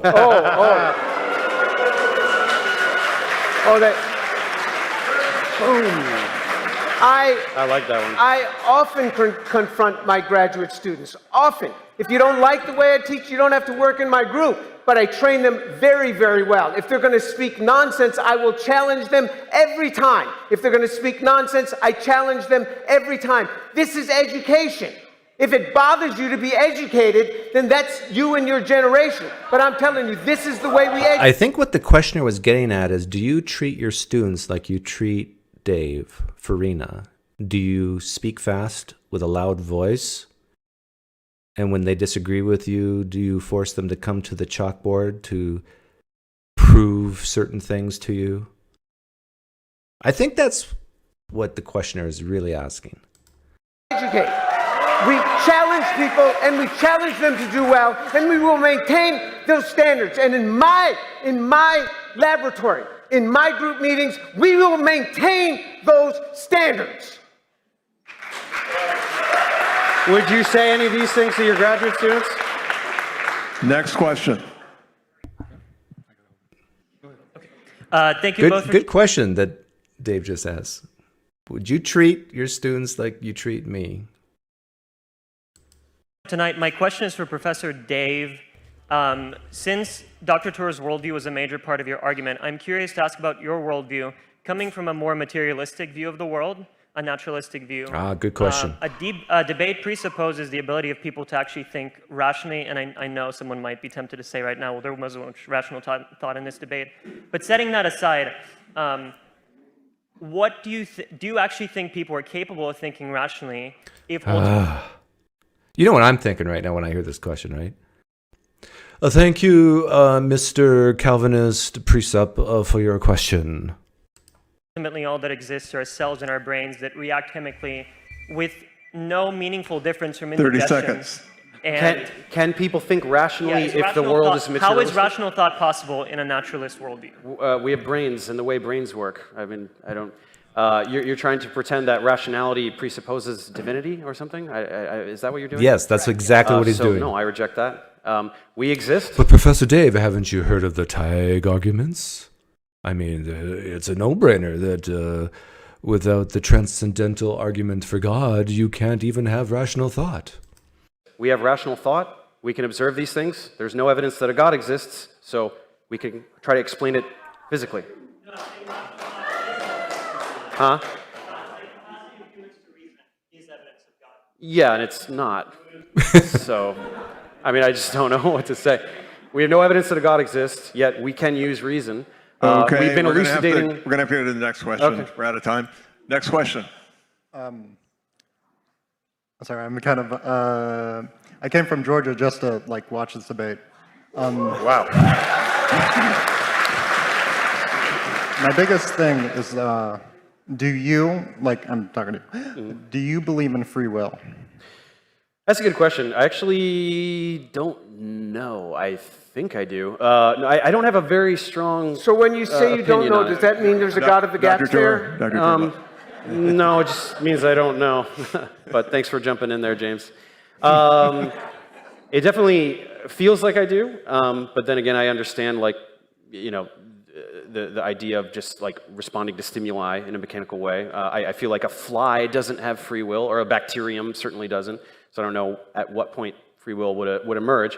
What I do know is that if there's an omnipotent, omniscient God who knows everything you do before he's even created you, you factually do not have free will. So I know. Yeah, good point. I was just going to say that he should mention that to Christians, believers. There's a strong case, and philosophers debate this frequently. There's a strong case to say if God's omniscient, then you don't have free will either. Know that. Yeah. Next question. My question is for Professor Dave. In one of your videos, you stated, how about this approach from Bruce Lepschitz of UC Santa Barbara? He's a synthetic organic chemist just like you, James. He has devised some interesting methods of using, to forming peptide bonds in water at room temperature. In response to this, Bruce himself, in an email to Dr. Tour, said, the video, and he's referring to the video you played of him, makes it very clear that he was referring to something done in a hydrophobic, which that means repellent to water, a hydrophobic pocket. We're over 30 seconds. And essentially my question to you is, do you admit that it actually did not occur in water, but actually outside of water? Yeah, and I also in that video said that his methodology is not prebiotically relevant. I was just getting a chemist to dunk on James. It's really funny. Next question. If you want a clue, then we need a fact and evidence, right? So if we're talking about the origin of life and Aron Ra. one of the facts and evidence would be the combination of embryology and molecular clock and the fossil record and so forth, and demonstrated observed evolution and everything, that we know that there's no vertebrates, no terrestrial vertebrates 300 million years ago. There's no land animals at all 400 million years ago. There's no vertebrates at all 500 million years ago, and so on. Protists at best are maybe 1 billion years ago, and prior to that, we're at 30 seconds. First microscopic anythings alive would be 3.8 billion years ago, and so there's nothing multicellular for that whole billion years. Wouldn't that be an indication that it happened, since prior to that there's nothing at all? We are obviously here. So that we are here tells us that something happened. What we are trying to discern is how that might have happened. I don't contest that we're here. I don't contest that there were cells. I don't know what you're getting at. That we are here already tells us that this can be done. Well, the fact that we're here means God did it. That's what Aron Ra is getting at, I think. But in a ironic way. Because what Aron Ra, I think, is getting at is the Christian will say the fact that we're here means God did it, whereas the naturalist could say the fact we're here means the chemistry did it, the physics did it, the science did it. Well, not the science, but nature did it. So if the real question is, well, how did it happen? Well, that takes research and work to figure out, right? But if your answer is going to be, well, just God did it, then do we really need to work hard on figuring out how God did it? Can't we just say God did it? That's it. I mean, if you're going to talk about God doing miracles, do we really need to know mechanisms? I'm steel manning Aron Ra here. I think this is where he's going with this. Immaterial, you get material. I think we all believe that. We all concede to that.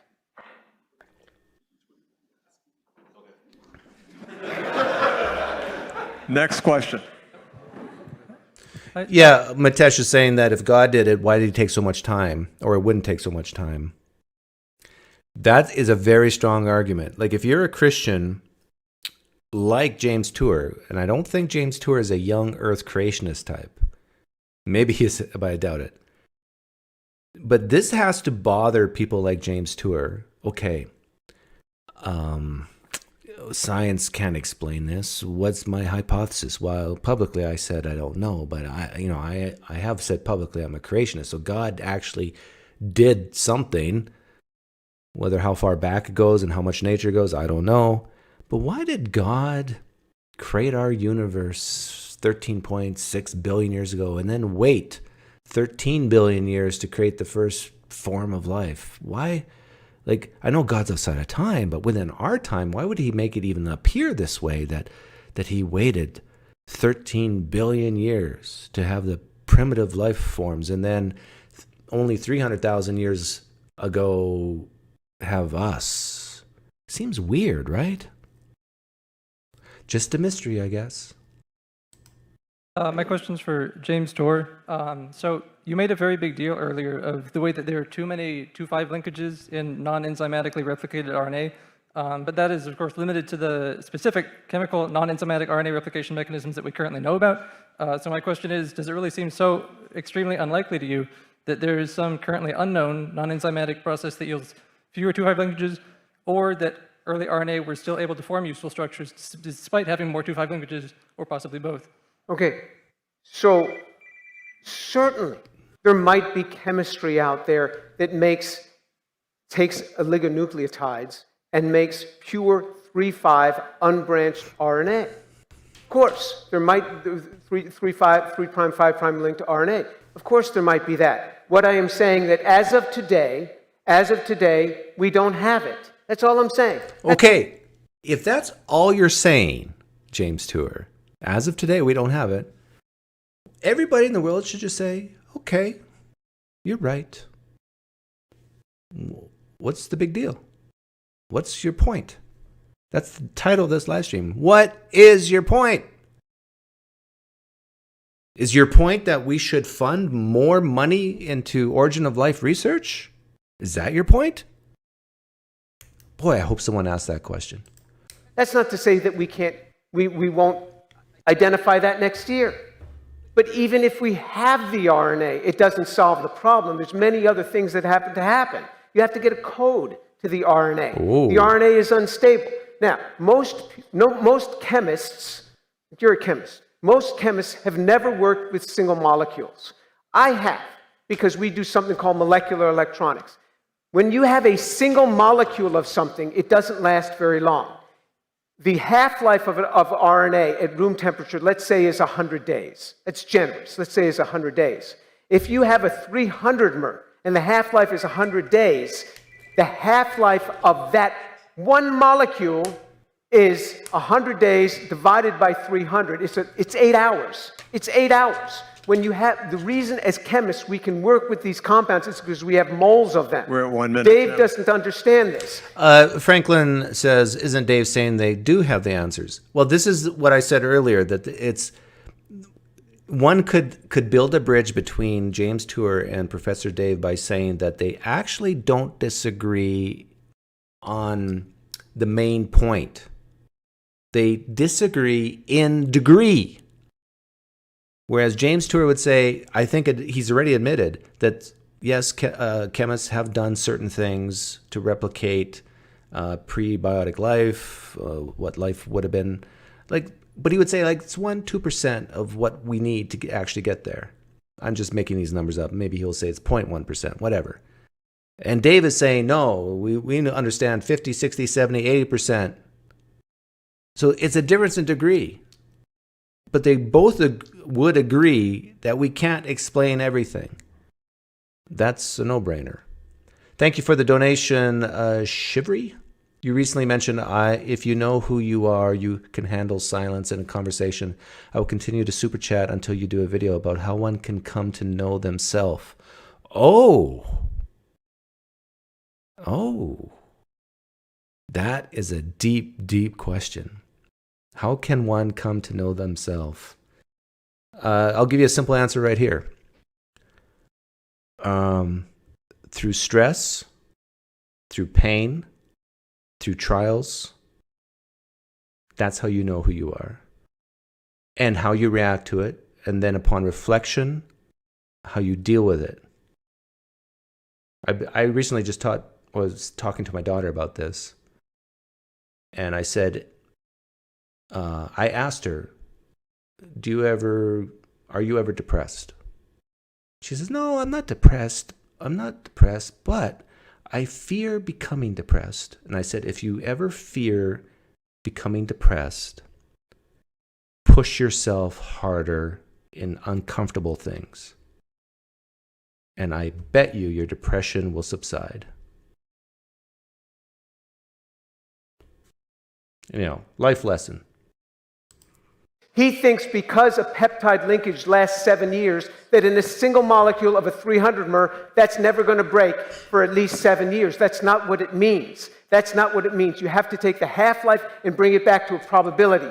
When you have one molecule of anything, it doesn't last long. If you have a 200-mer of a polypeptide, that lasts 9 days. It's incredible, the Gish galloping. Take a look at this. Right, there are mineral surfaces that stabilize RNA and prevent degradation. So, also well researched. Just another example of James hiding from all the answers that he doesn't want to be there. Next question. No, that is on a surface that is not in water. It's not doing any reaction on that mineral. As soon as it gets in water, boom, that 8 protect hours. RNA 8 from hours. degradation. 8 hours in water. That's it. No. Next James. question, please. No.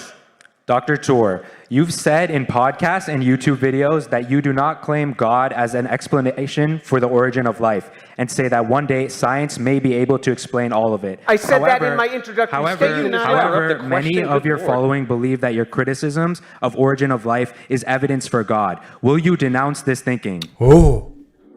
Criticism. Yes. Will you denounce this thinking? Will you denounce the God of the gaps? Will you denounce the people who are your fans and followers who might be sitting there and saying, yeah, it's just impossible for nature to do this. That makes me more and more confident God is doing this. Will you denounce that, James Tour? That's what this guy's asking. Of origin. Atheists are pussies. You mean we're soft, cuddly, and we purr?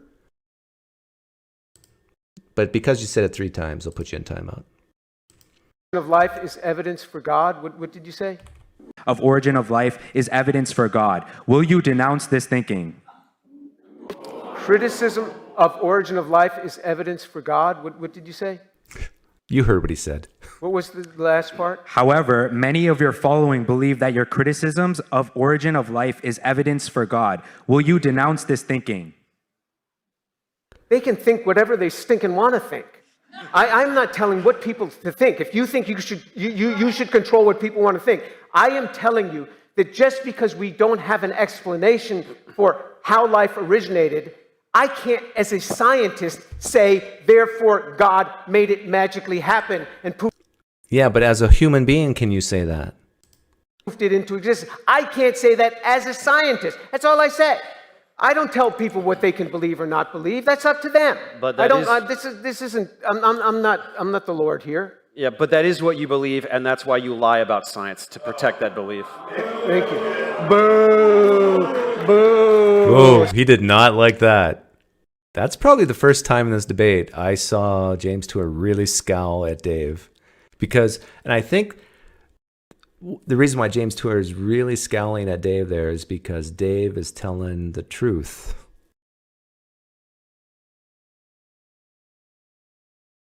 Like the support that James Tour gets is because of this question. It's because of this issue. It makes his followers feel more confident that what they believe is true and they're not crazy for believing what they believe. And he couches it as, well, as a scientist, I can't say this. But as a human being, as a person, yeah, I want my followers to believe this. I want my fans to believe this. Because there's one Lord and Savior. And someday every one of you is going to die and your knee shall bow and your tongue will confess Jesus is Lord. I guarantee you this is what he thinks if he's a true Christian. Am I wrong, Christians listening right now? No, I'm not wrong, am I? But as a scientist with his science hat, when he's writing papers or when his students are writing papers and he puts his name on it, he can't mention the word God. But I bet you a part of him wishes he could. Write an equation, write a molecular formulas on the paper, and then, put a symbol for God in there. You know how you got products and reactants and then a little line going in between? Sometimes you put like the enzyme or the catalyst on that line. Why not just put the word God on top of that line? I bet you a lot of Christian scientists wish they could do that. A lot of Christians already believe that. It's like God is the foundation. He upholds everything. That without God, everything would break down today. Like there's some Christians who believe that God sustains life every second. And without God sustaining, our universe would just go poof, gone. Sorry. Next question, please. That's the case. Next question, please. From learning from you two guys and wanting to be here as a neutral, I wanted to be persuaded and convinced. Thank you, Dr. Tour, because not only have you reassured that my path is opening, that there are doors that are still need to be open. Then from the fallacies, the mountain of fallacies. Doors open for what? See, this is in conjunction to the question just previously asked. It really sounds like he's saying, like, I'm considering God, I'm considering Christianity maybe, I'm considering creationism. Thank you, James Tour, for what you've said here today, because now I'm more open to it. See, isn't this the point? The title of this live stream? Isn't this the point? Gentleman next to you open today. I wanted to see if there's Like a possibility what? for you to look into his cosmological work.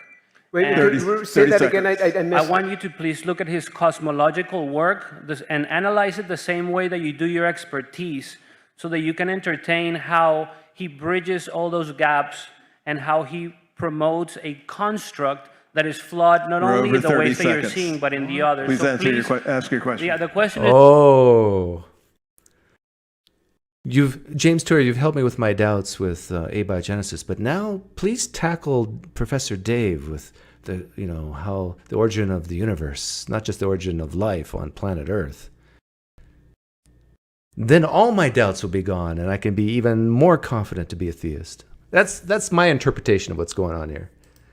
Is just to please, if you give us the opportunity online to see you analyzing his work in cosmology. What work in cosmology? I'm sorry, I don't work in cosmology, but I can't learn another area. I'm sorry about that. Do you found my electric universe debunks and you don't like that or something? What do you? Oh, okay. So Next question, that's another please. debate. Next question, yeah, please. Yeah, I mean that's all a bunch of frauds that you're following, but that's fine. My question is for Dr. Tour. Dr. Tour, given the significance of criticisms that you have on... I want to guess, based on the shirt alone, that this is a theist. Can I do that? Is that allowed? That you can tell if someone's a theist or not a theist, an atheist, based on the shirt? I'm going to try. I'm going to guess he's a theist. Let's see if I'm right. Current research in the origin of life field, and given your prolific history of publishing, my question is, why aren't you publishing your critiques? It sounds like I'm wrong. Because why aren't you publishing your critiques? This sounds like something a dirty atheist would ask. Journals. Why are you... All right. Why are you denying the scientific community the benefit of your expertise? Why are you limiting your critiques to Discovery Institute publications and YouTube that the researchers you're talking about don't look at? 30 seconds is over. Okay. First of all, it's very hard for me to publish a critique that is negative because it has to get through peer review. But that's not the main reason. There have been many critiques like this. So Bob Shapiro wrote critiques. Carnes Smith wrote a whole book on his critique of this. Clement Reichert has more recently written his critiques, all of them speaking the same types of things that I am saying. These guys continue on as if it was never written. I am not trying to reach the origin of life researchers. I am trying to reach the masses. And there is something called social medium that is allowing me Whoa. He's trying to reach the masses as a scientist? Okay, let's listen on. To reach the masses that never read the primary literature. I'm not trying to convince the origin of life researchers. I am trying to show... So you're a scientist who's not trying to convince other scientists, but you're a scientist who's trying to convince non-scientists. The masses that there is another way of looking at this data. There's another way of looking at this data, but I don't know, I don't have any hypothesis of how life came from non-life. So what's the other way of looking at this data? I am going after the people that do not read the scientific literature. That, to me, is what I want to do. You're going after the people who are ignorant. This is what he's saying, right? I'm not strawmanning. I'm going after the people who don't read the scientific literature, which are ignorant people about the science. I'm going after them. And just so that you know, I'm not a YouTube guy like this guy is. I sit in my office and I work very hard at this. You make a lot of YouTube videos I'll turn on for my not camera, being a YouTube guy, buddy. and my camera is on, and I forgot to have the sound turned on properly. It takes me hundreds of hours to do a series like that. I could certainly write articles in that amount of time. I disagree, Sebastian. I think not a hypothesis because his idea isn't testable. Well, he hasn't actually said his idea here today and during this debate, but I think his idea is that God created life from non-life. And I think that is testable. You know how? I could do it right now. I hypothesize that if God can create life from non-life, he can do it anytime he wants, because that's a very powerful thing to do. That's my hypothesis. Let's test it. Here's a pen. In fact, there's scripture backing this up, by the way. Here's a pen. I pray to the creator of the universe to make life from non-life. This pen is non-life, and I want this pen to turn into a serpent, a snake, a small snake. So I ask you now, creator of the universe, to change this pen into a snake. I think there's examples of Moses doing the same thing with a staff. This is not a staff, but close enough. It's sort of like stickish. Pray in the name of Jesus, even, that the creator of the universe. Now, if this happens, I mean, we could do it again. We could keep trying, see if it's repeatable. That would bolster my confidence that the creator of the universe did create life from non-life, because we have an example here today. Let's give God a few more seconds. In the name of Jesus, convert this pen into a snake. Maybe snake is too evil. Let's in the name of Jesus, convert this pen into a puppy. Or no, there's a Christian in here who said that atheists are a bunch of pussies. In the name of Jesus, convert this pen into a pussy.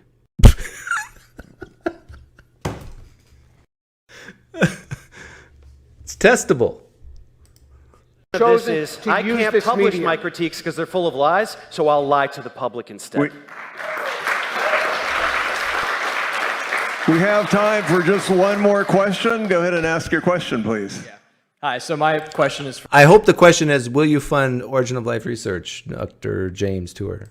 For both Dr. Tor and Professor Dave.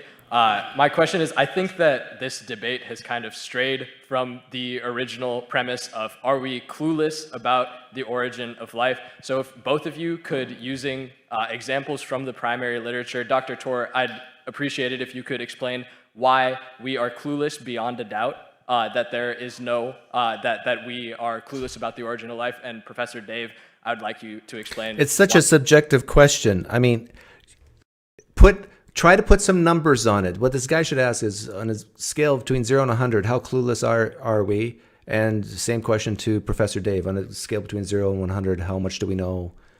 Just give us your thoughts. Give us in form of a number. That would be way more helpful. Why we are 100% not clueless about the origin Well, of you life. mentioned a number there. You go first. Go ahead. So really, James, all he can do is just write the word clueless a bunch of times. So we're not, right? All this research we've been talking about, despite his objections, we do have prebiotically plausible synthetic pathways to all of the important biomolecules and systems chemistry. It's only been going about 20 years, but again, he pretends the research doesn't exist. I would like to point out he made a 10-hour series about abiogenesis and never brought up replicators once. What more proof do you need how clueless he is and how much he is hiding from this research? We certainly would never say we know exactly how life began. That would be ridiculous. But we are far from clueless. We have a mountain of research. For James to train people to say that we've never done anything since Miller-Urey in the 50s is the most insane lie imaginable. It's been 70 years of incredible research, especially in the past 20, what we've been doing with systems chemistry. It's astounding work. Will we ever figure out exactly how life began? Maybe not. Honestly, probably not. But it's only because we have so many ways it could have happened. Okay, so first of all that astounding work for 70 years. 70 years of Nobel Prizes, both in chemistry and physiology and medicine, which includes biology. That's 70 times 3 with 2 Nobel Prizes. So you've got 210. 70 years, 3 different disciplines. That's 210 years. That's what he said? 420 Nobel Prizes have been given since Miller-Urey was discovered. 0! Whoa, he scared me there for a second. I was about to say something, but then he scared me and the thought just left me. 420 Nobel Prizes have been given since Miller-Urey was discovered. 0 have been given for origin of life. 0. All this wonderful chemistry. 0. 0 Nobel Prizes have been given out for the origin of life? Has any Nobel Prizes been given out for the proof that Jesus rose from the dead? Or that God exists? Any Nobel Prizes given out on that one? 0! I could just do the same thing back, right? Well, Doug, that's not science. You cannot put Yahweh in a bottle, a scientific test tube. Is beyond the science. Okay. 120, 0. None have been given. You don't want me to say clueless? I won't say clueless. How about I just agree with Cronin? Scam. How's that? Because you can't answer this. You can't answer that. So I'd say we're clueless on this. You are witnessing the unraveling That's of a lunatic. Okay. You can't answer all those things. Now, James Tour himself admitted he can't answer them either. Does that mean James Tour is a scam as well?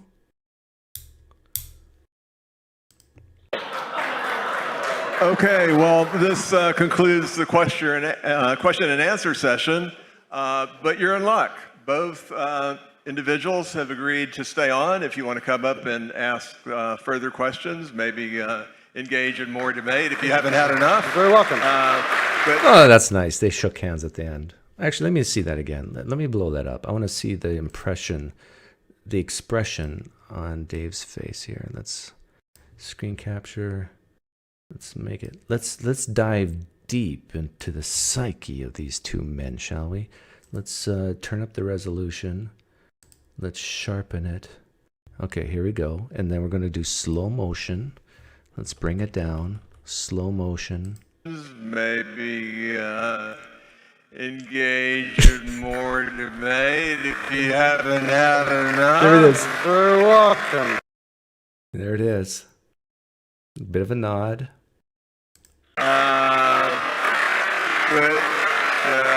Yeah, pretty expressionless. Yeah, Professor Dave is, I think, dead inside like I am. That's good for him. Okay, that was that. I want to do some polls here. So if you're a theist, a Christian, nobody run away yet. Nobody run away yet. I I got to get your take on this, the people, the live viewers. I care about you.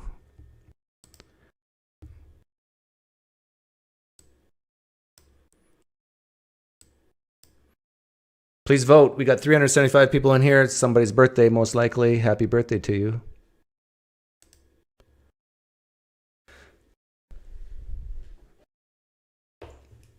I'm going to ask more questions after this.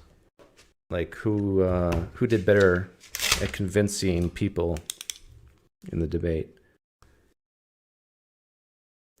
This is typical. I usually get 15, sometimes 20% theists in my live streams. But 15 I'll take. That's not bad. Because most theists are scared to be here because they think it's an entryway for the evil one. So I appreciate and thank all the theists in here right now who are not scared. You guys are the brave ones. When I lay my head on my pillow at night, I think of 15% of you, 14% of you, saying how grateful I am that you are here, that we can disagree and yet you're here, listening, interacting. 85% of you, when I lay my head on my pillow, I don't think of you at all.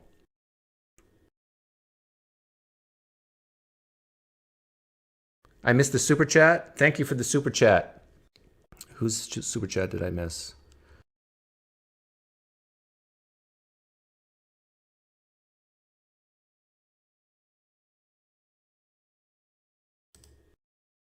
I got the main super chat for $11.99.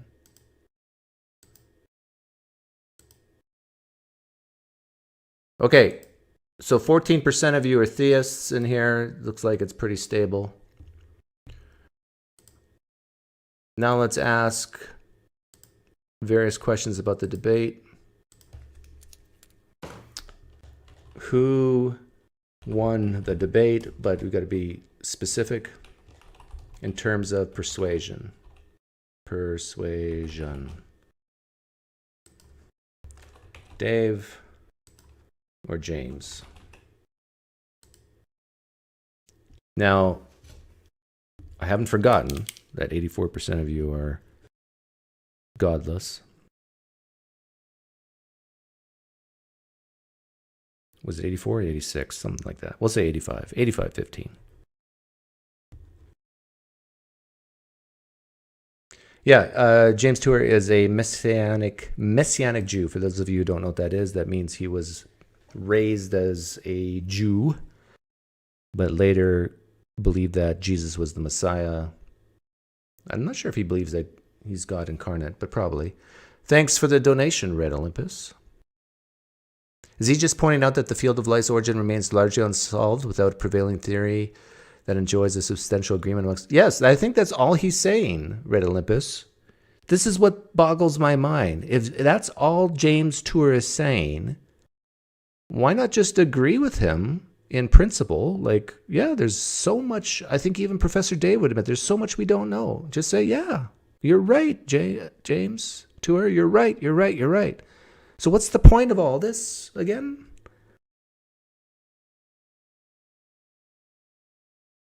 The real winner of the debate was the big chalk cartel.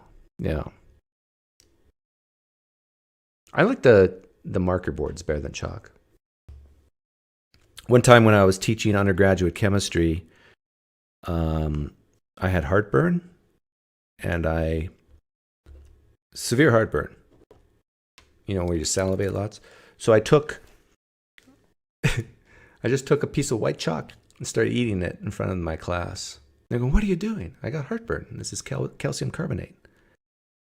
Chemistry. Applied. You're welcome. Who won the debate? 88-12. Okay, now we gotta standardize this. 85% of you are atheists. 15% of you were theists. But 88% of you said that Dave won the debate as far as persuasion and James got 12%, which means, I hate to say this, means Dave won. Is my math all right? Can I do that? Is that fair? It's very, very small.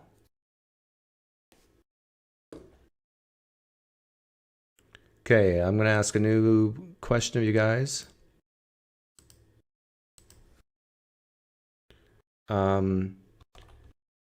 Did the rhetoric, sort of like things like yelling, name calling, hurt Dave more or James more? Does that make sense? Did how they present themselves, the rhetoric, the yelling, the name calling, like Dave called James Tour a liar often, James Tour yelled often.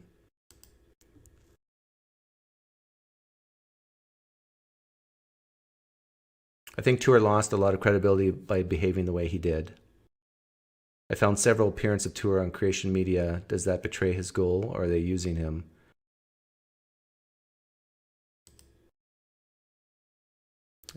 To me, I think this is the most interesting poll so far. Did the type of rhetoric hurt Dave more or James more? Because I think they, in my opinion, they both made mistakes. I would have, let me put it this way, maybe mistake is the wrong word. I would have done it differently. Like a lot of you think I'm heartless, but it's very hard for me to, I have done this, but it's very hard for me to just outright call someone a liar to their face. Thanks, Bloviator Bomber. Very generous donation. Super Dave won easily. Super Dave Osborne won easily. Rest in peace, Super Dave Osborne. You have to be over 40 to know who that is.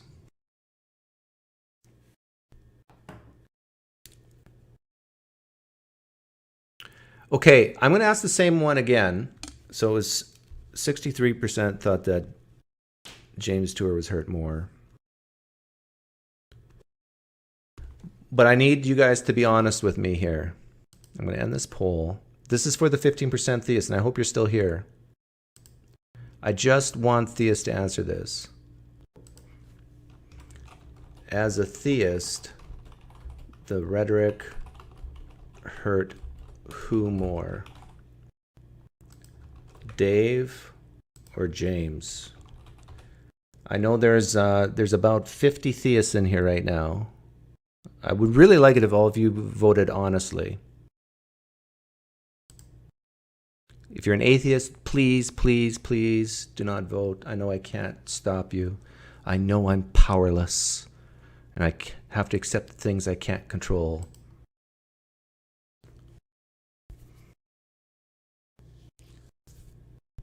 So this is, if I see more than 50 votes, I'm going to be suspicious.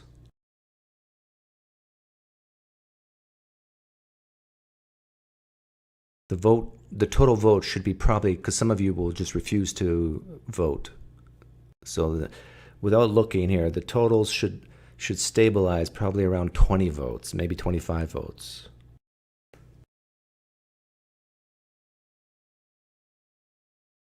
If you're an atheist, do not vote.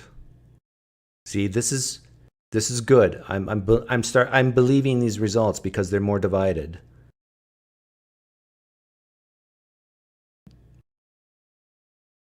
Because I agree with you theists that Dave made some, I'll call them mistakes, errors, lack of judgment. But I would say James did the same thing in his rhetoric. So I want to know what you think.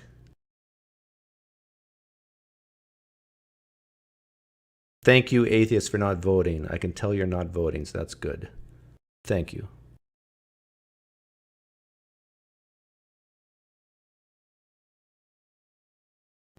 You can always trust atheists to be honest. That's a joke, right? As B.B. King once sang, we all lie a little. Was it B.B. King, that song? Even your preacher lies a little. Someone can fact check me on that. So Oh, wow. Thank you, Mason Dry. I recognize your name. Dr. James seemed very skeptical and denied any evidence that Dave provided. I wonder what evidence he has for Genesis that meets his criteria. Thanks for hours of entertainment. Thank you for the very generous donation. I will spend it on my wife and kids at Outback Steakhouse this tomorrow night. His evidence for Genesis, for creation, is his personal experience. I'm sure of it. He knows Jesus lives in his heart. He's been transformed. His heart, his mind's been transformed. That's his evidence.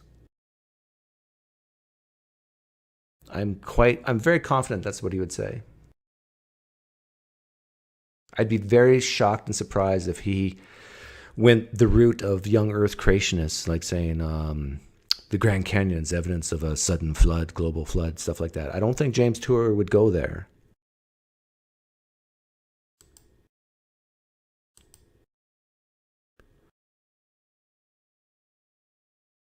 Yeah, okay. Thank you for your honesty. So it looks like James lost a little bit in the theist mind. Okay, but I'm going to have to do this. I'm going to ask the question one more time just for theists, but I'm going to be even more specific. And I think the poll results will be different. As a Christian, now if you're a theist but not a Christian, do not answer. My guess is there's only going to be 20 people participating in this poll, but you 20 are special in the eyes of Pinecreek. As a Christian, whose rhetoric hurt them more? In other words, who did a worse job in how they presented themselves? Dave? Actually, you know what? I gotta switch it up a bit. James or Dave? Only Christians vote here. Please. Pretty please, with sugar on top. Only Christians who have watched this. You don't have... Watch this live stream or on your own. If you're not a Christian, do not vote. If you're a theist but not a Christian, do not vote. By the way, if you're a theist and not a Christian, you're basically an atheist in the Christian mind because you're going to hell. You're separated from Christ. You're walking in darkness just like the rest of us. So welcome to the club. These are just for Christians. Okay, you notice how the answers are different. With theists, it was more 50-50. With Christians, it's now 70-30. There should only be about 20 votes at most here. And by the way, you 20 Christians that are in here right now, you're the best Christians in the world right now to me. Very few Christians can do what you can do. Sit here and listen to an atheist live stream. I know you feel good when you view Jesus, God, viewing you as a child of the kingdom and that you're precious in Jesus' sight. But please know you're also precious in my sight. And that's pretty cool because I can actually tell you this audibly and you can hear it. Oh, it's leveling out? But it's still higher against Dave.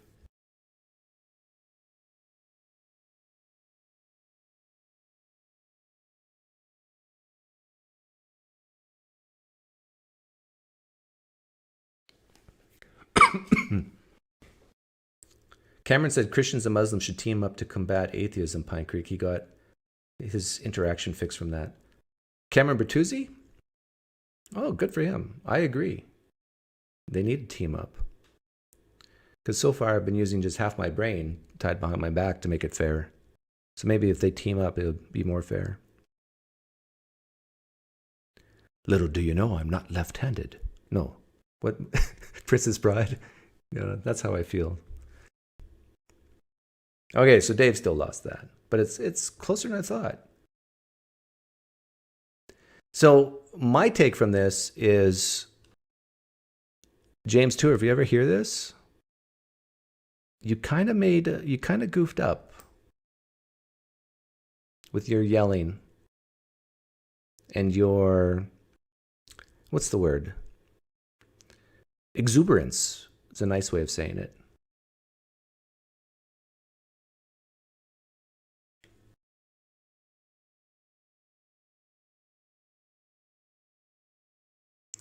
I was going to actually, I don't think I'm going to open it up to the audience today. I think this is a pretty good standalone video without audience interaction.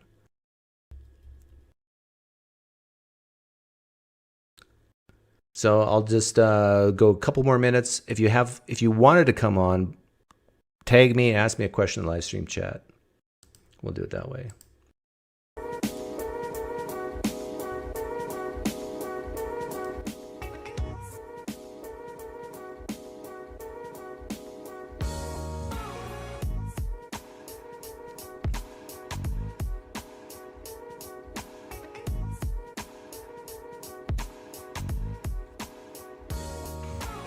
Thanks for the donation, Crossover Maniac.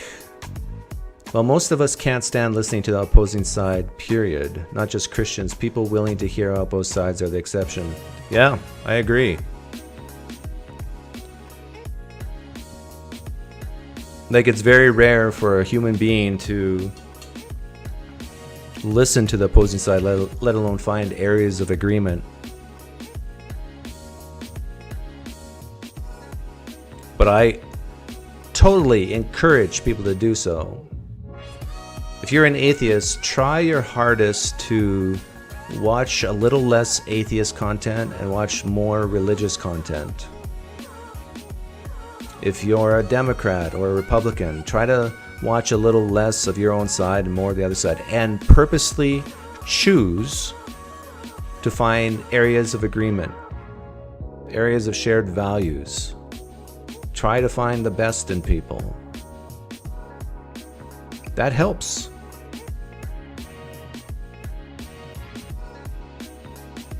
It's actually more fun too. It really is more fun.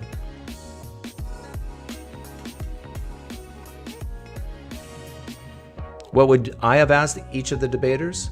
Well, the one question that I would have asked, I asked here, and nobody else did, was, Dr. James Tour, would you support funding, whether government or private, of origin of life research? Or do you think it's a waste of time and we should just stop? I would ask that. Both debaters were hurt by their rhetoric, but two are worse. Yeah, the poll results, I think, show that. Thanks for the donation, Red Olympus. When people's worldviews are at stake, it makes for awful debate and audience questions. Yeah, that's one of the big differences between, I think, atheism and theism, or Christianity at least, is what's at stake. Because what's at stake for me if theism is true? Just general theism. Not much, really.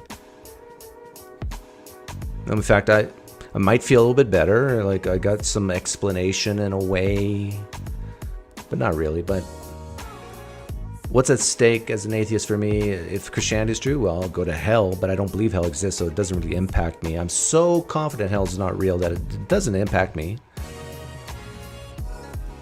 But for the Christian who believes hell is real, separation from God is real, it's huge for them. There's so much at stake. This is why they cry when their children leave Christianity. They weep.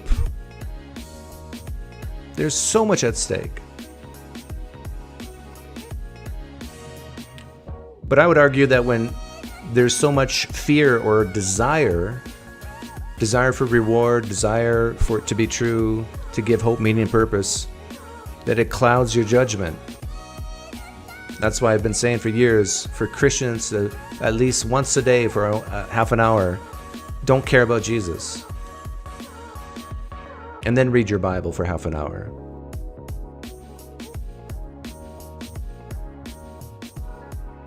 In order to listen to the opposition without emotional peril, one has to understand their beliefs with a high level of confidence. Yep, I agree. You gotta know who you are.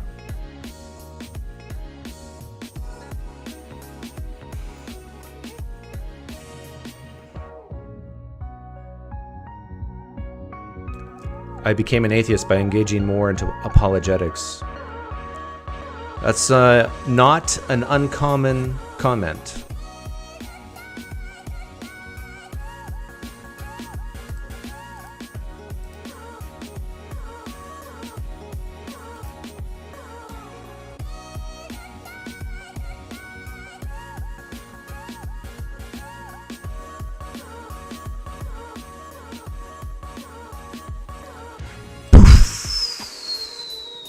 My apologies to James Tour. He was scheduled to come onto this program and defend himself, but we ran out of time.